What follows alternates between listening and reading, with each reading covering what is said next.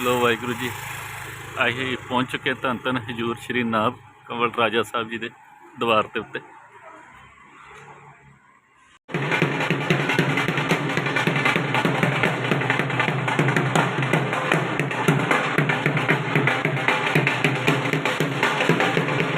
बहुत आनंद आ रहा राजा साहब के आके। बड़ी देर की इच्छा थी कि राजा साहब जी दे जाइए, अज तुहानूं दर्शन कराते।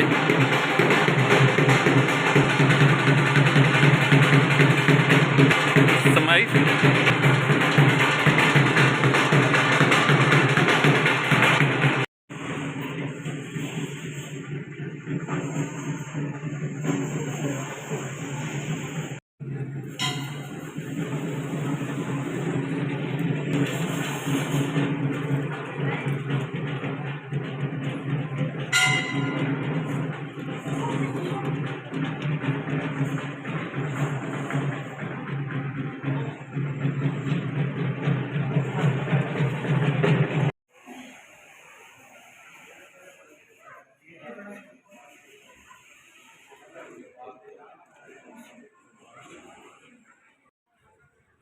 राजा साहब गुरुद्वारा साहब का निशान साहब। वाहिगुरू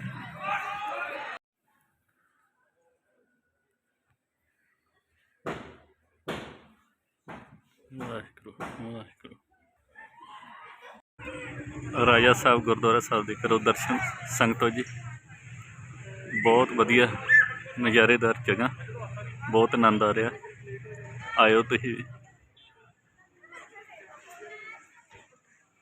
वाहिगुरू वाहिगुरू।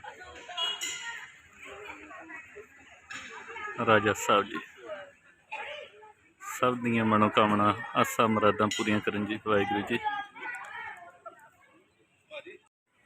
बहुत पवित्र जगह जी, आयो जरूर इत्थे दर्शन कर।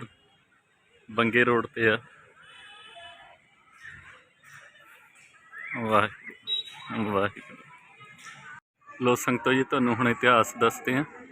राजा साहब जी का बड़ा उच्चा ते सुच्चा जीवन है। राजा साहब जी के जन्म पिंड बल्लोवाल नानके घर सन 1862 में होया। राजा साहब जी का जद्दी पिंड मन्नणहाना जिला हुशियारपुर सी। राजा साहब जी के पिता मंगलदास जी और माता साहब देई जी ने जी सन। राजा साहब जी ने पिंड मूसापुर विखे मौलवी शाहदीन कोलों विद्या प्राप्त की। राजा साहब जी 14 साल की उम्र में पिंड मेहरपुर विखे संत गंगादास जी के डेरे में संतां की मंडली के नाल आए।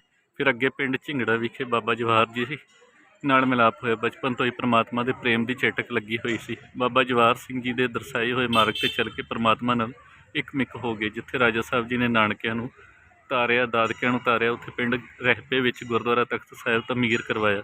पिंड झिंगड़ा विच गुरुद्वारा दुख निवारण साहिब उसारिया। पिंड गुणाचौर विच गुरुद्वारा सरोवर साहिब उसारिया। पिंड गुरसला की धरती के गुरुद्वारा साहिब मंजी साहिब उसारिया। पिंड सुजो की धरती के गुरुद्वारा बंगला साहिब जी की सिरजना की।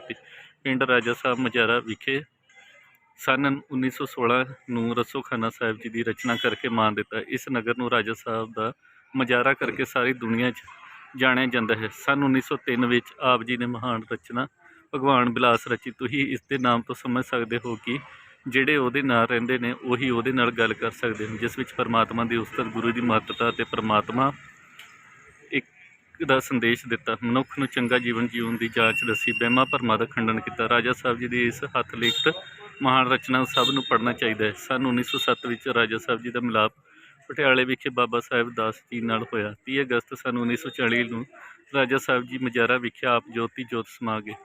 17 भादरों सन 1940 में गुरुद्वारा राजा साहब रसोखाना विखे आप जी का संस्कार किया गया, जिस थां ते सुंदर आलीशान दरबार की स्थापना की गई। राजा साहब जी ने अपनी कोई तस्वीर नहीं खिंचवाई। आप जी की कोई तस्वीर नहीं है। 78 साल आप जी की आरजा सवास सवास परमात्मा का नाम जपिया तो दूजिਆਂ ਨੂੰ जपाया। अनेकों ही परोपकार के काम किए। बोले सोनिहाल सत श्री अकाल। वाहिगुरू जी का खालसा वाहिगुरू जी की फतेह। ये पवित्र स्थान जी राजा साहब जी का। हुण पवित्र जल के दर्शन करो जी।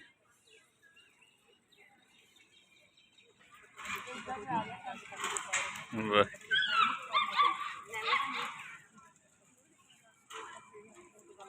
वाह वाह जी। हुण साडे दर्शन बहुत वधिया होए, आनंद आ गया पूरा। ਵਾਹਿਗੁਰੂ ਵਾਹਿਗੁਰੂ। ਆਨੰਦ ਆ ਗਿਆ ਤੇ ਹੁਣ ਅਸੀਂ ਚੱਲੇ ਹਾਂ ਵਾਹਿਗੁਰੂ ਜੀ ਹੁਣ ਆਪਣੇ ਘਰ ਨੂੰ। ਦਰਸ਼ਨ ਬਹੁਤ ਵਧੀਆ ਵਧੀਆ ਹੋਏ ਵਾਹਿਗੁਰੂ ਜੀ। ਵਾਹਿਗੁਰੂ ਜੀ ਸਭ ਨੂੰ ਚੜ੍ਹਦੀਆਂ ਕਲਾਂ ਵਿੱਚ ਰੱਖਣ। ਵਾਹਿਗੁਰੂ ਜੀ ਕਾ ਖਾਲਸਾ ਵਾਹਿਗੁਰੂ ਜੀ ਕੀ ਫਤਿਹ।